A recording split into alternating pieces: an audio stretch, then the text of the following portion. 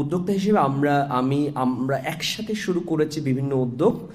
এখন ৮ বছরে আমি একটা প্রতিষ্ঠান নিয়ে পড়ে আছি, আর ওরা ৮-১০টা প্রতিষ্ঠান ৮ বছরে অ্যাটলিস্ট কমপ্লিট করেছে। সবগুলো প্রজেক্টই সাকসেসফুলি শুরু করে এবং সফলভাবে ব্যর্থ হয়েছে আর কি। সো এই একটা বিষয় আপনাদেরকে বলতে চাই, সেটা হচ্ছে কনসিস্টেন্সি। একটা বিষয়ে আপনার ফোকাস দিয়ে লেগে থাকার ধৈর্য আমাদের অনেকের মধ্যে নেই।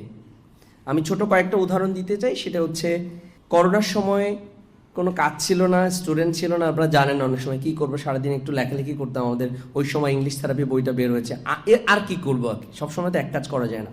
তখন আমি ফ্রি লাইভ ক্লাস করানো শুরু করেছি। লাইভ ক্লাস আপনারা জানেন অনেকে, এখানে একটানা 365 দিন লাইভ ক্লাস করাইছি 1 ঘন্টা এভরিডে, রাত 10টা থেকে 11টা, every single day, not a single day miss দিয়েছি। ঈদের দিন, কোরবানির দিন, ইলেকট্রিসিটি নাই, নেটওয়ার্ক নাই, আমিও অসুস্থ, গলা ভাঙা, কোনো কিছু মিস দেই নাই, কোনো দিনও মিস নাই। সেটার রেজাল্ট আজকে পর্যন্ত পাচ্ছি। প্রতি মাসে যে স্টুডেন্ট ভর্তি হচ্ছে তারা কেউ না কেউ বলছে, স্যার আমি ওই লাইভ ক্লাস দেখে এসেছি। সো এটা হচ্ছে কনসিস্টেন্সির একটা উদাহরণ।